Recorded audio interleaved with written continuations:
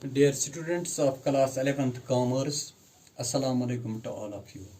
Here I am Khazar Muhammad Sheikh, Senior Lecturer, Commerce, and today I am going to discuss with you how to make the entries of transaction in the journal, or we can say how to journalize the business transactions. In my previous lectures, I discussed with you the rules of debit and credit, and also I discussed you regarding journal.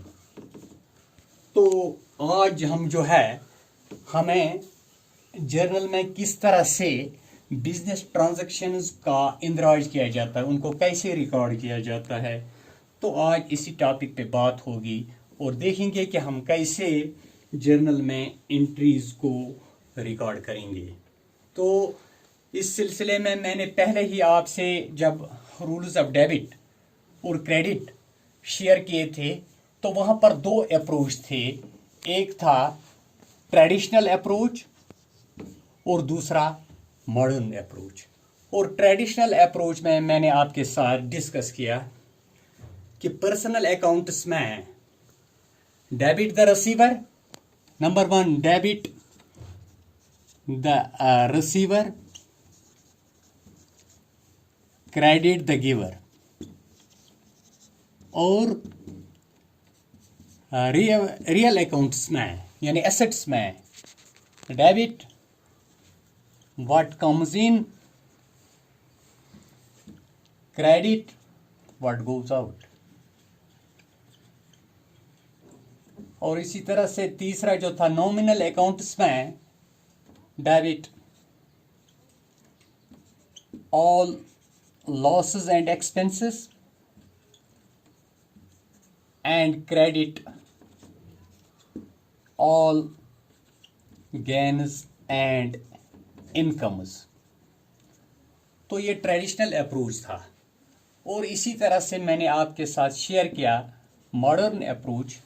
Modern approach में classification जो होती है, classification of these accounts, तो उसमें हमने देखा कि एक एसेट अकाउंट है, एसेट अकाउंट, एसेट्स और एंड एक्सपेंसेस, इनके लिए एक रूल है। और इसी तरह से लायबिलिटीज,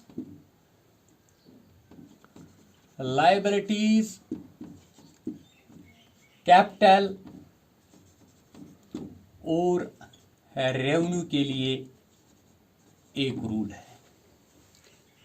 तो अगर हम यहां पर देखेंगे कि assets AE, assets and expenses, और यहां पर हम दिखाएंगे कि liabilities,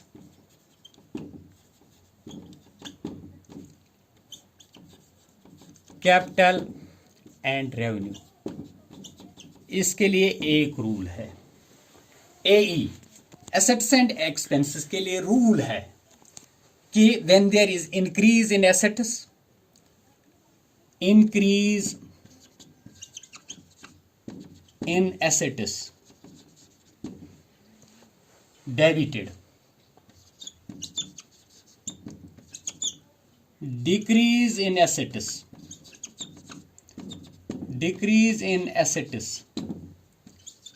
credited। Same for expenses, increase in expenses debited and decrease in expenses that is credited। तो ये रूल है एसेट्स और एक्सपेंसेस के लिए। इसी तरह से लायबिलिटीज में increase in liabilities credited, decrease in liabilities,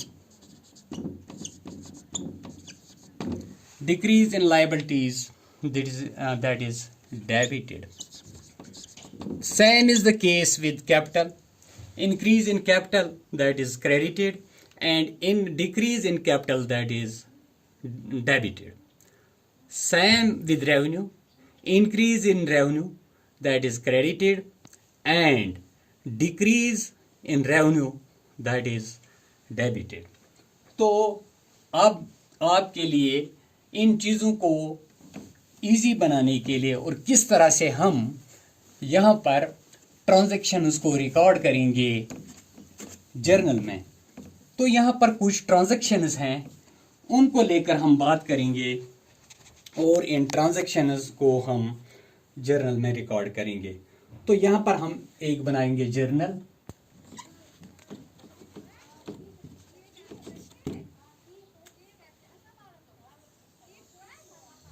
यहाँ पर हम लिखेंगे डेट है एक कॉलम और उसके बाद पर्टिकुलर्स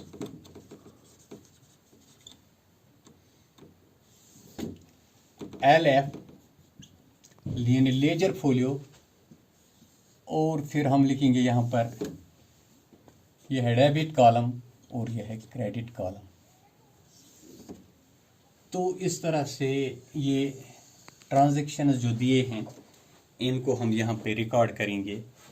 तो पहला ट्रांजैक्शन जो है mister A started business with cash, ये 2009 पहले भी मैंने डिस्कस किया है कि ये ऊपर लिखा जाता है क्योंकि ये ट्रांजैक्शंस 2019 से रिलेटेड हैं, और नीचे हम लिखेंगे फिर डेट अप्रैल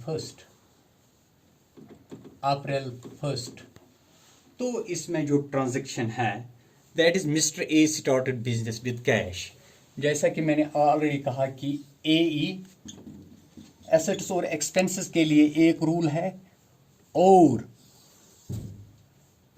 लायबिलिटीज कैपिटल और रेवेन्यू के लिए एक रूल है। यहाँ पर मैं लिखूंगा भी कि एसेट्स में इंक्रीज, इन दोनों में increase is debited, decrease credited. और यहां पर लायबिलिटीज कैपिटल और रेवेन्यू में increase credited and decrease debited. तो जब हम देखेंगे कि mister A started business with cash, mister A owner है और ये बिजनेस में कैश लाता है, यानी कैपिटल पहले जो ये इन्वेस्ट करता है, कैपिटल इन्वेस्ट करता है, और ये 2 लाख रुपए है। इसमें एक कैपिटल अकाउंट है और दूसरा कैश अकाउंट है।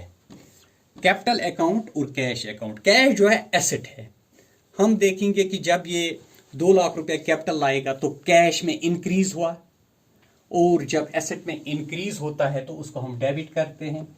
तो यहां पर हम लिखेंगे cash account ER, cash account ER to capital. ये कैपिटल जो है बिजनेस के लिए ओनर की लायबिलिटी है।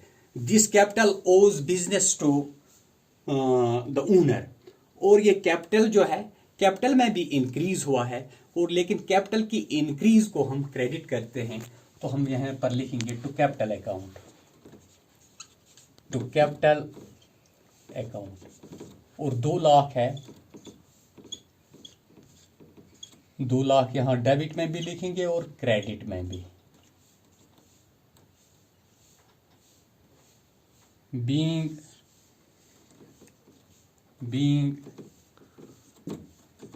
Capital brought in by A। तो यहां पर नरेशन के जरिए से ट्रांजैक्शन की डिस्क्रिप्शन आई कि कैश जो आया है this is by way of capital. तो इस तरह से ये एक ट्रांजैक्शन हुआ। अब हम दूसरे ट्रांजैक्शन पर जरा देखेंगे क्या है। अप्रैल 5, ये दूसरा ट्रांजैक्शन है अप्रैल 5। तो इसमें अगर देखेंगे हम purchase in machinery from X, machinery purchase की X से, लेकिन ये उधार है, क्रेडिट पे है। तो यहां पर हम देखेंगे एक मशीनरी अकाउंट है और X है, मशीनरी अकाउंट और X। अब देखेंगे ये मशीनरी जो है ये एसेट है, और ये एक्स जो है हमने इससे मशीनरी परचेज की, तो ये एक्स जो है ये क्रेडिटर है, इससे हमने मशीनरी परचेज की। और चूंकि यहां पर जब हम देखेंगे कि मशीनरी जो है वो एसेट है, और जब हमने एक्स से मशीनरी खरीदी तो हमारी मशीनरी में इजाफा हुआ, इंक्रीज हुआ। एसेट की में इंक्रीज जो है उसको हम डेबिट करते हैं, एसेट में इंक्रीज। तो यहां पर हम देखेंगे कि मशीनरी अकाउंट डीआर, और लेकिन कैश जो है, कैश अगर हमने दिया होता तो कैश में डिक्रीज वो डेबिट, लेकिन दिया नहीं, ये उधार है, तो हम यहां पर लिखेंगे टू एक्सेस अकाउंट, यानी कि एक्स जो है ये हमारे लिए एक लाइबिलिटी है। एक्सेस अकाउंट ये हमारे लिए एक लाइबिलिटी है, ये एक हमारा क्रेडिटर है एक्स, और हमारी लाइबिलिटी जो है वो इंक्रीज हुई, और जब लाइबिलिटी इंक्रीज होती है तो उसको हम क्रेडिट करते हैं। तो यहाँ पर हम लिखेंगे कि इसमें कितना है 75,000, और यहाँ पर भी लिखेंगे 75,000 being machinery purchased, being machinery purchased from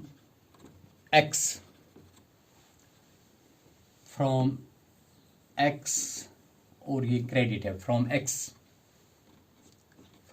on credit, ये क्रेडिट है। तो इस तरह से हमारी ये दूसरी एंट्री भी हुई। अब तीसरी जो है एंट्री है अप्रैल 7, यहां पर है पेड इनटू बैंक। जब बैंक में पे किया तो यहां पर दो अकाउंट हैं, एक बैंक अकाउंट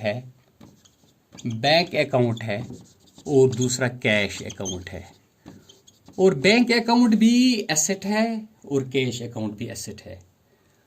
तो जब हमने पे किया बैंक में तो हमारा बैंक अकाउंट बढ़ जाएगा, इस एसेट में इंक्रीज होगी, और कैश जो है वो डिक्रीज होगा। तो इसके लिए सीधा रूल है कि यहां पर हम लिखेंगे बैंक अकाउंट डीआर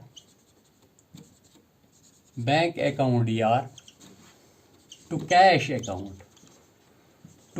अकाउंट, और यहां पर हम लिखेंगे दिस इज 20,000 एंड 20,000। तो इजी है, यहां पर एक एसेट में इंक्रीज हुआ है और दूसरे एसेट में डिक्रीज हुआ है, और इंक्रीज जिस एसेट में हुआ है उसको हम डेबिट करना था, उसको हमने डेबिट किया। तो हम लिखेंगे being cash paid into bank, being cash paid into bank. तो अब हमारे पास एक और यहां पर है एक ट्रांजैक्शन, दैट इज अप्रैल 12। तो यहां पर है सोल्ड गुड्स टू वाई, एक है वाई और है सेल्स, वाई अकाउंट और सेल्स। चूंकि सेल्स जो है एक सेल्स अकाउंट है, और ये वाई यहां पर भी कैश सेल्स ये नहीं है, ये क्रेडिट सेल्स हैं। ये हमने वाई को दिए लेकिन उधार, तो यहां पर सेल्स जो है वो रेवेन्यू अकाउंट है, और ये वाई जो है ये डेटर है, ये हमें ही Y owes to us. So Y is a debtor and he comes under the class of assets. तो यहां पर हमें इंक्रीज हुआ एक एसेट में, वाइज अकाउंट डीआर, यानी ये डेटर है, ये हमारे लिए एसेट है, तो इसमें इंक्रीज जो हुआ तो हमने इसको डेबिट किया।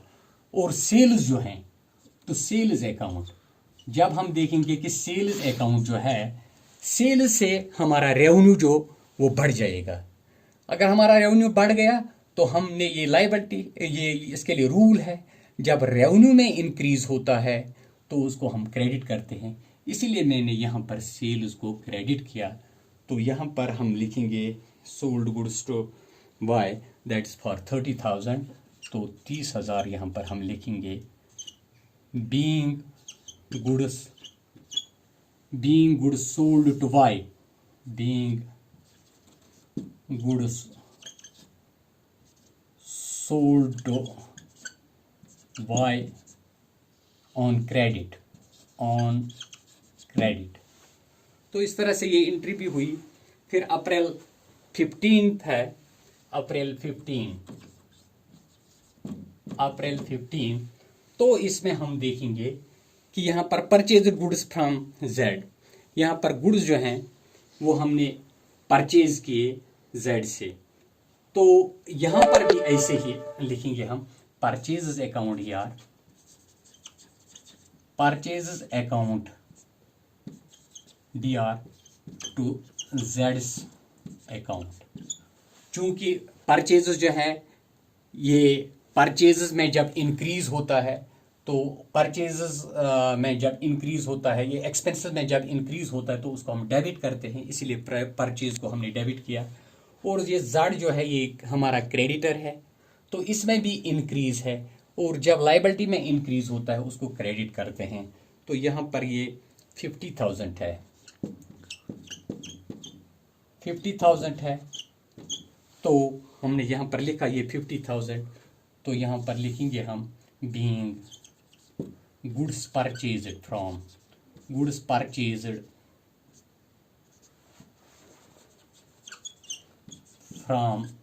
Z on credit, goods purchased from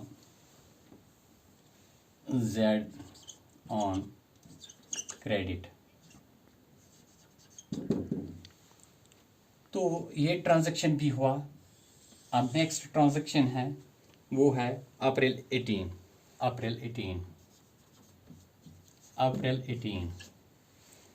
तो उसमें जो है paid to X by cheque, paid to X, जो एक्स से हमने यहाँ पर मशीनरी ली थी 75,000 की, अब उसकी पेमेंट की जाती है बाय चेक। तो इस तरह से दो अकाउंट और आए हैं, जेड से अकाउंट और बैंक अकाउंट। अब जब हम चेक पे करेंगे तो बैंक अकाउंट जो है एसेट हमारा डिक्रीज होगा, और यहाँ पर जो हमारी लायबिलिटी है जेड को जो हम ओ करते थे, और ये लायबिलिटी जो है डिक्रीज हो रही है, तो इसलिए हम इस लायबिलिटी को इस जेड्स अकाउंट लिखेंगे, यहाँ जेड्स अकाउंट DR, चूंकि हमारी लायबिलिटी थी। अब जब हमने बैंक के जरिए से इसको पैसा दिया तो हमारी ये लायबिलिटी डिक्रीज हो गई। जब लायबिलिटी डिक्रीज होती है तो उसको हम डेबिट करते हैं। तो ये 75,000 है, और ये भी, और हमारा कैश नहीं दिया हमें, हमने बैंक के जरिए से चेक दी, तो हम लिखेंगे टू बैंक अकाउंट, यानी हमारा ये एसेट डिक्रीज हुआ, decrease in asset is credited 75,000।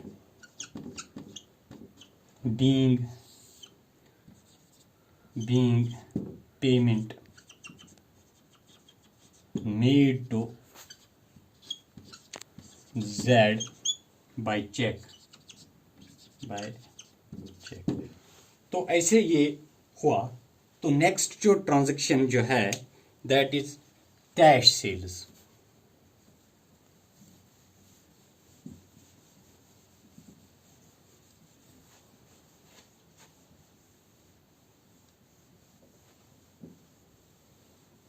तो कैश सेल्स के लिए हमारा जो है ये अप्रैल 26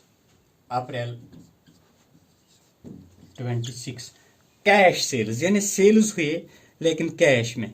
अब देखेंगे यहाँ पर कैश आएगा, कैश एसेट है, इंक्रीज इन एसेट, तो हम लिखेंगे कैश अकाउंट DR। साथ ही सेल्स जो है, सेल्स रेवेन्यू है, और जब हमने सेल्स किए तो रेवेन्यू में इंक्रीज हुआ, और जब रेवेन्यू में इंक्रीज होगा तो हम उसको क्रेडिट करते हैं cash account DR to sales account. तो यहाँ पर हम देखेंगे कि ये क्या है, इसमें 60,000 है, तो हम यहाँ पर लिखेंगे 60,000 60,000। तो जब हम नरेशन इसकी लिखेंगे तो नरेशन में हम लिखेंगे बीइंग कैश सेल्स। तो इसी तरह से जब हम नेक्स्ट एंट्री को देखेंगे तो वो नेक्स्ट एंट्री जो है दैट इज पेड सैलरीज। ये है अप्रैल 28 पेड सैलरीज। और यहां पर हम देखेंगे कि एक सैलरी है, सैलरीज अकाउंट और कैश। सैलरीज जो हैं वो एक्सपेंस हैं। जब हमने सैलरी पे की तो इंक्रीज हुआ एक्सपेंसेस में, तो इस वजह से हम लिखेंगे सैलरीज अकाउंट डीआर। चूंकि सैलरी में हमने कैश पे किया, कैश एसेट है और इस एसेट में डिक्रीज, और इस डिक्रीज को हम क्रेडिट करेंगे तो यहां पर हम लिखेंगे टू कैश अकाउंट। तो दिस इज 30,000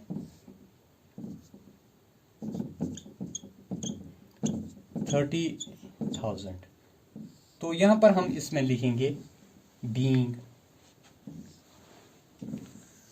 सैलरीज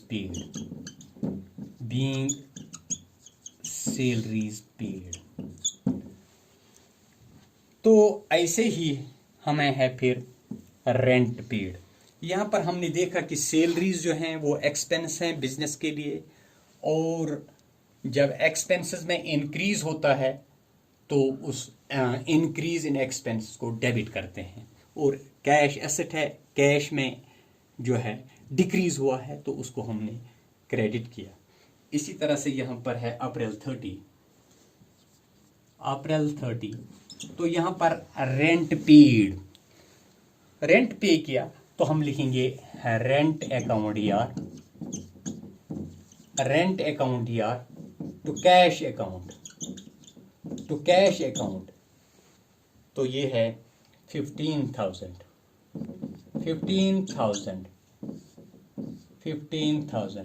तो सैलरीज की तरह रेंट जो है वो भी एक्सपेंस है। तो यहां पर रेंट की वजह से हमें एक्सपेंस में इंक्रीज हुआ, तो increase in expenses that is debited, यहां पर हमने इसको डेबिट किया। और कैश जो है एसेट है, और एसेट में इस रेंट की वजह से डिक्रीज, रेंट की पेमेंट की वजह से डिक्रीज हुआ तो उसको हमने क्रेडिट किया। तो यहां पर लिखेंगे बीइंग रेंट